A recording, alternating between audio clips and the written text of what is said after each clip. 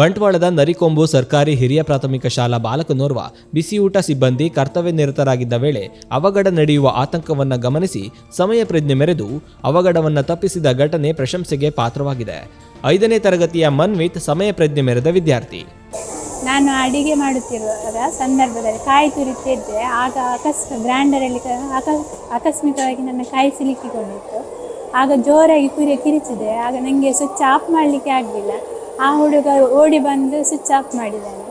ಆಗ ನನಗೆ ದೊಡ್ಡ ಇದು ಬಿಸಿ ಊಟಕ್ಕೆ ಅಡಿಗೆ ರೆಡಿ ಮಾಡ್ತಾರೆ. ಬಿಸಿ ಊಟಕ್ಕೆ ಅಡಿಗೆ ರೆಡಿ ಮಾಡ್ತಿರುವಾಗ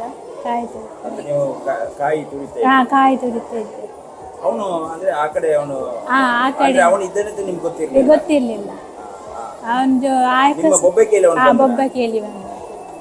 ಬಂದು ಅವನು ಸ್ವಿಚ್ ಆಫ್ ಅವನ ಆಚೆ ಹೋಗ್ತಾ ಇರುವಾಗ ಅವನು ವಾಶ್ರೂಮ್ಗೆ ಅಂತ ಹೋಗ್ತಾ ಇದ್ದಾನೆ. ಒಂದು ದೊಡ್ಡ ಒಂದು ಇದು ಅವಘಡ ಏನ್ ಹೇಳ್ತೀರಿ ಆ ಹುಡುಗನಿಗೆ? ನನಗೆ ತುಂಬ ಧನ್ಯವಾದ ಹೇಳ್ತೇನೆ. ದೇವರಾಗಿ ಬಂದು ನನ್ನ ಕಾಪಾಡಿದ್ದಾನೆ. ಮಗುವಿನ ರೂಪದಲ್ಲಿ ಬಂದಾಗೆ ಆಗಿದೆ. ನನ್ನ ಹೆಸರು ಮನ್ವಿತ್. ಎಷ್ಟನೇ ಕ್ಲಾಸ್ ನೀನು? 5ನೇ ಕ್ಲಾಸ್. ಅದು ನಾನು ಟಾಯ್ಲೆಟ್ಗೆ ಹೋಗುವಾಗ ಅಲ್ಲಿ ಏನೋ ಒಂದು ಶಬ್ದ ಬಂದಿತ್ತು. ಅದನ್ನು ನೋಡಲು ಹೋಗುವಾಗ ಅಡಿಗೆ ಆಂಟಿಯ ಕೈ ಗ್ರೈಂಡರಿನ ಒಳಗೆ ಸಿಕ್ಕಿತ್ತು. ಅದನ್ನು ನೋಡಿ ನಾನು ತಕ್ಷಣ ಸ್ವಿಚ್ ಬಂದ್ ಮಾಡಿದೆ.